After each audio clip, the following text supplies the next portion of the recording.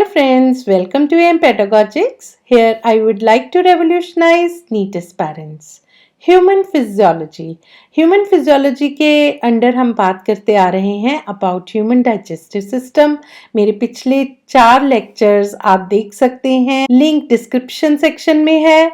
और कंटिन्यूटी बनाते हुए आज मैं लेक्चर 5 लेके आई हूँ जो कि बेस्ड है on different processes during digestion of food. हमें पता है कि मैन ऑमनिवरस होते हैं। ऑमनिवरस यानी कि वो सब तरह का फूड खा सकते हैं, vegetables, fruits, grains, seeds, flesh, meat, eggs and milk. हाँ, ये होना चाहिए कि कुक्ड फूड हो। कुक्ड फूड क्या करता है? कुक्ड फूड हेल्प करता है फूड को सॉफ्ट बनाने में, पैलेटेबल बनाने में, और साथ ही साथ एंजाइम्स का एक्शन हो सकता है सेलुलोज की सेल वॉल्स को ब्रेकअप करने में। कॉम्प्लेक्स मॉलिक्यूल सिंपल फॉर्म्स में चेंज होते हैं और फूड प्रॉपरली एब्जॉर्ब होता है हमारी बॉडी में। जो भी फूड हम खाते हैं उनमें डिफरेंट टाइप्स ऑफ प्रोटीन्स होते हैं, लिपिड्स होते हैं, कार्बोहाइड्रेट्स होते हैं, nucleic acids, nucleotides, mineral salts, vitamins end of course water तो होता ही है। इस फूड को प्रॉपरली किस तरह से यूटिलाइज किया जा सके, किस तरह से सब तरह के कंपोनेंट्स हमारी बॉडी में एब्सॉर्ब हो पाए। हमारी एलिमेंट्री कैनाल में डिफरेंट प्रोसेसेस होती हैं। ये डिफरेंट प्रोसेसेस क्या हैं, कैसे होती हैं, कौन से एंजाइम्स, कौन से प्रो एंजाइम्स इसमें पार्टिसिपेट करते हैं, उन सब की जानकारी मैं आज आपको दूंगी। So let's start with the process digestion of food। सबसे पहले जानते हैं डाइजेशन होती क्या है। डाइजेशन एक ऐसी प्रोसेस है जिसमें कि कॉम्प्लेक्स मॉलिक्यूल्स सिंपलर फॉर्म्स में कन्वर्ट होते हैं। और ये क्यों जरूरी है? हमारी बॉडी के लिए डाइजेशन इसलिए जरूरी है कि जो सिंपलर फॉर्म्स ऑफ फूड होती हैं, प्रॉपर एब्जॉर्प्शन के बाद वो एनर्जी जनरेट करती हैं और उसी एनर्जी को हम यूज करते हैं अपनी रोजमर्रा की जिंदगी में। स्टेप बाय स्टेप ये प्रोसेस होती है। जैसे मैंने आपको अपनी लास्ट वीडियोस में बताया कि एलिमेंट्री कैनाल में फूड माउथ के थ्रू ओरल कैविटी में पहुंचता है, फिर वहां पे ब्रेक डाउन होती है फूड की। स्लाइवा में एंजाइम्स होते हैं जो कि फूड को सॉफ्ट बनाते हैं, पैलेटेबल बनाते हैं और टीथ प्रॉपरली मेस्टिकेट करते हैं और फूड पहुंचता है ईसोफेगस में। फिर ईसोफेगस से स्टमक में पहुंचता है। स्टमक में डाइजेस्टिव जूसेस होते हैं, वहां पे प्रॉपर चर्निंग होती है फूड की, और फिर कंप्लीट डाइजेशन और एब्जॉर्प्शन होती है स्मॉल इंटेस्टाइन में। स्मॉल इंटेस्टाइन में एब्जॉर्प्शन के बाद एसिमिलेशन होती है उस एब्जॉर्ब फूड की। लार्ज इंटेस्टाइन में वेस्ट पहुंचता है और एब्जॉर्प्शन ऑफ वाटर भी वहीं होती है, और जितना वेस्ट मटेरियल बचता है वो रेक्टम के थ्रू होता हुआ एनस के थ्रू हमारी बॉडी से बाहर चला जाता है। तो ये थोड़ा सा ओवरव्यू है digestion process का। So let's start with the process ingestion. Ingestion means taking food into the oral cavity or buccal cavity through the mouth. So mouth से होते हुए फूड बक्कल कैविटी में पहुंचता है। सॉलिड और लिक्विड दोनों तरह का फूड ह्यूमंस लेते हैं। बक्कल कैविटी में फूड को प्रॉपरली च्यू किया जाता है, मेस्टिकेशन ऑफ फूड होती है। क्योंकि ह्यूमंस सॉलिड फूड खाते हैं तो न्यूट्रिशन किस टाइप की हुई?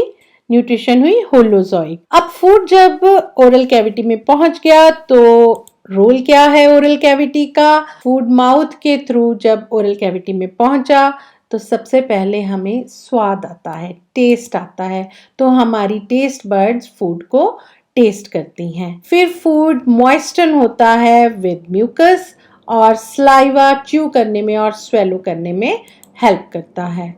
फिर टीथ के द्वारा प्रॉपर ग्राइंडिंग होती है, प्रॉपर मेस्टिकेशन होती है, छोटे छोटे पार्टिकल्स में डिवाइड होता चला जाता है, और फिर वो छोटे छोटे पार्टिकल्स मिक्स होते हैं एंजाइम टाइलिन से, और oral cavity proper surface area देती है मिक्सिंग के लिए। Partly digested by salivary enzymes, and then lysozyme present in saliva acts as an antibacterial agent. Lysozyme जो saliva में present होता है वो क्या करता है कि इन्फेक्शन होने से बचाता है, क्योंकि वो छोटे छोटे बैक्टीरिया जो फूड के साथ हमारी ओरल कैविटी में चले जाते हैं उनको किल करने में हेल्प करता है। Then food is made into a bolus or ball by working of the tongue against the palate. और जो वो बॉलस होता है वो आगे फेरिक्स के थ्रू होता हुआ ईसोफेगस में फूड को पहुंचाता है, जिसे हम स्वेलोइंग कहते हैं या डीग्लूटिशन कहते हैं। स्वेलोइंग एक वॉलेंट्री एक्शन होता है, टंग पुश बैक करती है बोलस को फेरिक्स की तरफ। अब फूड फेरिक्स के थ्रू होता हुआ पहुंचता है ईसोफेगस में। ईसोफेगस में नीचे की तरफ ड्यू टू ग्रेविटी ही फूड नहीं पहुंचता, बल्कि ईसोफेगस में पेरिस्टाल्सिस मूवमेंट्स होती हैं, जिसके कारण फूड नीचे की तरफ जाता है और फिर पहुंच जाता है स्टमक में। आगे नेक्स्ट प्रोसेस डाइजेशन के बारे में बात करते हैं कि डाइजेशन ओरल कैविटी में किस तरह से होती है। ओरल कैविटी में फूड मिक्स होता है स्लाइवा के साथ, जो कि स्लाइवरी ग्लैंड से सिक्रीट होते हैं। स्लाइवा क्या होता है? स्लाइवा एक मिक्सचर होता है वाटर का, डिफरेंट इलेक्ट्रोलाइट्स का, जैसे कि सोडियम, पोटाशियम, क्लोराइड, बाइकार्बोनेट, तो ये सब इन्वॉल्व होते हैं। और टाइलिन एंजाइम होता है, टाइलिन एंजाइम जिसे स्लाइवरी एमाइलेज भी कहते हैं, और एक एंटीबैक्टीरियल एंजाइम होता है that is lysozyme. So oral cavity में स्टार्च या कार्बोहाइड्रेट्स की डाइजेशन स्टार्ट हो जाती है due to action of salivary amylase और ptyalin. Around 30% of food is hydrolyzed in the oral cavity, क्योंकि बहुत छोटा सा टाइम स्पैन होता है, तो उसी टाइम स्पैन में ये अराउंड 30% फूड हाइड्रोलाइज हो जाता है, स्टार्च ब्रेक डाउन होना शुरू हो जाता है। फिर फूड फेरिक्स के थ्रू होता हुआ, ईसोफिगस के थ्रू होता हुआ, पेरिस्टाल्टिक मूवमेंट्स के थ्रू होता हुआ पहुंचता है स्टमक में। स्टमक में होता है गैस्ट्रिक जूस। गैस्ट्रिक जूस क्या होता है? गैस्ट्रिक जूस मिक्सचर होता है हाइड्रोक्लोरिक एसिड का, pepsinogen, then prorenin, lipase, mucus, तो इन सब का मिक्सचर होता है गैस्ट्रिक जूस। अब गैस्ट्रिक जूस की सिक्रीशन जो होती है वो दो फेजेस में होती है, एक तो होती है सिफेलिक फेज और दूसरी होती है गैस्ट्रिक फेज। सिफेलिक फेज के दौरान गैस्ट्रिक जूस सिक्रीट होता है तब जब हम फूड को स्मेल करते हैं या फूड को देखते हैं, या जस्ट फूड अभी हमारे माउथ में जाता है, हम टेस्ट करते हैं, तो इतने में ही सिफेलिक फेज स्टार्ट हो जाती है और गैस्ट्रिक जूस सिक्रीट होना शुरू हो जाता है इन द स्टमक। ये रिफ्लेक्स एक्शन से होता है कि वेगस नर्व स्टिमुलेट कर देती है इस सिक्रीशन को। अभी फूड स्टमक में पहुंचता भी नहीं है और गैस्ट्रिक जूस सिक्रीट होना शुरू हो जाता है from the gastric glands present in the stomach. Second phase होती है गैस्ट्रिक फेज। गैस्ट्रिक फेज तब स्टार्ट होती है जब फूड स्टमक में पहुंच जाता है। जैसे ही फूड स्टमक में पहुंचता है तो गैस्ट्रिक मिकोजा स्टिमुलेट होती है to secrete gastrin hormone. Gastric hormone is absorbed in the human blood and then वो स्टिमुलेट करता है गैस्ट्रिक ग्लैंड्स को to secrete gastric juice. Stomach की लाइनिंग में गॉबलेट सेल्स प्रेजेंट होते हैं। ये गॉबलेट सेल्स सिक्रीट करते हैं म्यूकस। चीफ सेल्स सिक्रीट करते हैं पेप्सिनोजेन, और पेप्सिनोजेन आगे HCl जो कि ऑलरेडी गैस्ट्रिक जूस में प्रेजेंट होता है वो ट्रांसफॉर्म कर देता है पेप्सिनोजेन को पेप्सिन में। पेप्सिनोजेन इनएक्टिव फॉर्म में होता है, लेकिन HCl की प्रेजेंस उसे एक्टिव फॉर्म में कन्वर्ट कर देती है, दैट इज पेप्सिन। ये जो एक्टिव पेप्सिन होता है ये ऑटोकैलिसिस के थ्रू पेप्सिनोजेन को एक्टिवेट करता रहता है, पेप्सिनोजेन पेप्सिन में कन्वर्ट होता चला जाता है। चीफ सेल्स एक और एंजाइम को सिक्रीट करते हैं, स्पेशली इन इन्फेंट्स जो छोटे बेबीज होते हैं उनमें, दैट इज प्रोरेनिन। और प्रोरेनिन जब HCl से मिलता है तो वो कन्वर्ट होता है रेनिन जो कि एक्टिव फॉर्म होती है, और फिर ये रेनिन केजिन को पैराकेजिन में कन्वर्ट करता है और वे प्रोटीन भी प्रोड्यूस होता है। केजिन क्या होता है? केजिन एक सॉल्युबल मिल्क प्रोटीन होता है। पैराकेजिन कैल्शियम के साथ मिलके प्रेसिपिटेट्स बनाता है कैल्शियम पैराकेजिनेट के, और कैल्शियम पैराकेजिनेट पेप्सिन की प्रेजेंस में पेप्टोन्स बनाता है। तो इस तरह से पेप्टोन्स और पॉलीपेप्टाइड्स बनते हैं। गैस्ट्रिक जूस गैस्ट्रिक लिपेज भी सिक्रीट करता है और कन्वर्ट करता है फैट्स को मोनोग्लिसराइड्स और फैटी एसिड्स में, क्योंकि ये एक एंजाइम बहुत ही सेंसिटिव होता है टू फ्री एसिड और HCl इसे डिस्ट्रॉय कर देता है। So stomach lacks fat emulsifying agent. Emulsification of fats नहीं हो पाती स्टमक में, वो कहाँ पे होती है? In the small intestine. Semi digested food stomach से स्मॉल इंटेस्टाइन में पहुंचता है। तो आप जैसे इस फिगर में देख सकते हैं, स्टमक में जो फूड होता है उसमें डिफरेंट एसिड और एंजाइम्स मिले हुए होते हैं, तो उसे एसिड चाइम भी कहते हैं। तो ये स्मॉल इंटेस्टाइन के initial part that is duodenum, उसमें आगे की तरफ बढ़ जाता है। जब फूड की प्रॉपर चर्निंग होती है, अच्छे से वो मिक्स हो जाता है with acid and different enzymes. जैसे ही ड्यूडेनम में एसिड चाइम पहुंचता है तो उसको 3 सिक्रीशंस मिलती हैं। वो 3 सिक्रीशंस होती हैं बाइल, जो कि लिवर से आ रहा होता है, पेनक्रियाटिक जूस जो कि पेनक्रियास से आता है, इंटेस्टिनल जूस जो कि इंटेस्टिनल ग्लैंड से सिक्रीट होता है। इंटेस्टिनल ग्लैंड्स कहाँ होते हैं? ड्यूडेनम में होते हैं। ये 3 सिक्रीशंस चाइम को ड्यूडेनम में मिलती हैं। बाइल की पीएच वैल्यू होती है 8, पेनक्रियाटिक जूस की पीएच वैल्यू होती है 8.8 और इंटेस्टिनल जूस की पीएच वैल्यू होती है 8.3। तीनों सिक्रीशंस एल्कलीन नेचर की होती हैं। अब जब चाइम जो कि एसिडिक होता है ड्यूडेनम में पहुंचता है, तो उन तीनों सिक्रीशंस की एल्कलिनिटी पेप्सिन के एक्शन को रोक देती है। अब ये बाइल और पेनक्रियाटिक जूस किस तरह से पहुंचते हैं, इसके लिए आपको मेरी पिछली वीडियो देखनी होगी डाइजेस्टिव ग्लैंड्स के ऊपर।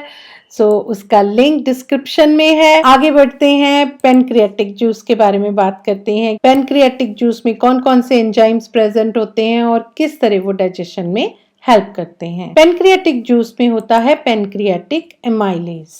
Pancreatic amylase protein digesting enzyme होता है, इनएक्टिव फॉर्म में प्रेजेंट होता है, जो कि होते हैं ट्रिप्सिनोजेन, काइमोट्रिप्सिनोजेन और कार्बोक्सी पॉलीपेप्टाइडेज। फैट डाइजेस्टिंग एंजाइम भी प्रेजेंट होता है पेनक्रियाटिक जूस में, जिसे कहते हैं पेनक्रियाटिक लिपेज। लेकिन उसके बारे में बताने से पहले मैं आपको बताती हूँ पेनक्रियाटिक एमाइलेज के बारे में। पेनक्रियाटिक एमाइलेज हाइड्रोलाइज करता है स्टार्च और ग्लाइकोजन की एक्सेस फॉर्म्स को into maltose, isomaltose and limit dextrins में। और जो different protein digesting enzymes present होते हैं वो होते हैं trypsinogen, chymotrypsinogen and procarboxy peptidases. Trypsinogen activate होता है by enterokinase into trypsin. Enterokinase एक नॉन डाइजेस्टिव एंजाइम होता है जो कि प्रेजेंट होता है इंटेस्टिनल जूस में, और इंटेस्टिनल जूस सिक्रीट होता है intestinal glands of small intestine. Trypsinogen convert होता है ट्रिप्सिन में और ट्रिप्सिन हाइड्रोलाइज करता है डिफरेंट प्रोटीन्स को पेप्टाइड्स में। काइमोट्रिप्सिनोजेन एक्टिवेट होता है काइमोट्रिप्सिन में और काइमोट्रिप्सिन हाइड्रोलाइज करता है प्रोटीन्स को इनटू पेप्टाइड्स। इसी तरह से प्रोकार्बोक्सी पेप्टाइडेजेस एक्टिवेट होते हैं कार्बोक्सी पेप्टाइडेजेस में बाय ट्रिप्सिन। कार्बोक्सी पेप्टाइडेजेस क्या करते हैं कि पेप्टाइड से different carboxyl groups of peptides को सेपरेट कर देते हैं फ्रॉम अमाइनो एसिड्स। तो peptides are converted into dipeptides and amino acids. Pancreatic juice में होते हैं enzyme pancreatic lipase. Pancreatic lipase hydrolyse करता है फैट्स को in different stages. Lipase separates 3 fatty acids one by one from the emulsified triglycerides. उनको diglycerides में change करता है, then diglycerides are changed into monoglycerides और फाइनली इनटू ग्लिसरॉल। तो end products क्या बनते हैं? एंड प्रोडक्ट्स बनते हैं fatty acids, glycerol, monoglycerides, diglycerides and triglycerides. Pancreatic juice में न्यूक्लिक एसिड डाइजेस्टिंग एंजाइम्स भी होते हैं, जो कि 2 तरह के होते हैं, डीऑक्सीराइबोन्यूक्लियेज और राइबोन्यूक्लियेज। डीऑक्सीराइबोन्यूक्लियेज हाइड्रोलाइज करता है डीएनए को to convert it into deoxyribonucleotides और राइबोन्यूक्लियेज हाइड्रोलाइज करता है RNA को to convert it into ribonucleotides. Liver से जो बाइल जूस आ रहा होता है उसमें कोई भी एंजाइम प्रेजेंट नहीं होता है, उसका फूड के ऊपर कोई एक्शन नहीं होता, लेकिन हाँ इसमें डिफरेंट सॉल्ट्स होते हैं जैसे कि sodium ग्लाइकोकोलेट and sodium taurocholate. In salts का फंक्शन क्या है? इन सॉल्ट्स का फंक्शन होता है फूड के अंदर जो लार्ज फैट ड्रॉपलेट्स प्रेजेंट होते हैं उनकी सरफेस टेंशन को डिक्रीज कर देते हैं और उनको ब्रेक करते हैं बहुत सारे छोटे छोटे फैट ड्रॉपलेट्स में। सो इस प्रोसेस को कहते हैं इमल्सिफिकेशन। ये टाइनी फैट ड्रॉपलेट्स के ऊपर एक कोटिंग बना देते हैं जिससे कि फैट्स के ऊपर लिपिड्स का एक्शन थोड़ा ज्यादा जल्दी हो जाता है। Triglycerides are changed into emulsified triglycerides. Next secretion होती है इंटेस्टिनल जूस जो कि इंटेस्टिनल ग्लैंड से सिक्रीट होती है। इसमें 6 तरह के कार्बोहाइड्रेट्स प्रेजेंट होते हैं, intestinal amylase, maltase, isomaltase, limit dextrinase, sucrase and lactase. और 2 प्रोटीएजेस भी प्रेजेंट होते हैं, अमाइनोपेप्टाइडेजेस एंड डाइपेप्टाइडेजेस। अब इन सबका एक्शन डिफरेंट कंपाउंड्स पे क्या होता है हम उन्हें डिस्कस करते हैं। तो carbohydrates ultimately form monosaccharides. Intestinal amylase hydrolyse करता है स्टार्च और ग्लाइकोजन को to dextrins and dextrins to maltose, isomaltose and limit dextrins. Maltase split हो जाता है डबल शुगर माल्टोज में to get single sugar glucose. Isomaltase breakup करता है डबल शुगर आइसोमाल्टोज को टू सिंगल शुगर ग्लूकोज को। लिमिट डेक्स्ट्राइनेज कन्वर्ट करता है लिमिट डेक्स्ट्रिन्स को सिंगल शुगर ग्लूकोज में। सक्रेज ब्रेक डाउन करता है डबल शुगर सक्रोज को to single sugar glucose and fructose में। लैक्टेज हाइड्रोलाइज करता है डबल शुगर लैक्टोज को सिंगल शुगर ग्लूकोज और गैलेक्टोज में। इन सब रिएक्शंस को ध्यान से देखें। Maltose changes to glucose with the help of maltase. Isomaltose change होता है ग्लूकोज में by isomaltase। Limit dextrins change होते हैं into glucose by limit dextrinase. Then sucrose change होता है ग्लूकोज और फ्रक्टोज में by सक्रेज और लैक्टोज चेंज होता है सिंगल शुगर्स ग्लूकोज और गैलेक्टोज में by लैक्टेज। तो ये सब रिएक्शंस बहुत इंपॉर्टेंट है, आप इनको ध्यान से नोट डाउन कर लें। इसका स्क्रीनशॉट लेना चाहें तो स्क्रीनशॉट ले लें। आगे बात करते हैं प्रोटीएजेस की। Proteases act as peptides. Aminopeptidases separate individual amino acids adjacent to the free terminal amino group of the peptides, reducing them to dipeptides. तो डाइपेप्टाइड्स में चेंज हो जाते हैं और अमाइनो एसिड में चेंज हो जाते हैं पेप्टाइड्स, और फिर ये डाइपेप्टाइड्स चेंज हो जाते हैं अमाइनो एसिड्स में बाय डाइपेप्टाइडेजेस। तो इस तरह से ये प्रोसेस होती है। इंटेस्टिनल लिपिड्स हाइड्रोलाइज करता है कुछ ट्राइग्लिसराइड्स को, डाइग्लिसराइड्स को और मोनोग्लिसराइड्स को, और इन्हें चेंज करता है to fatty acids and glycerol.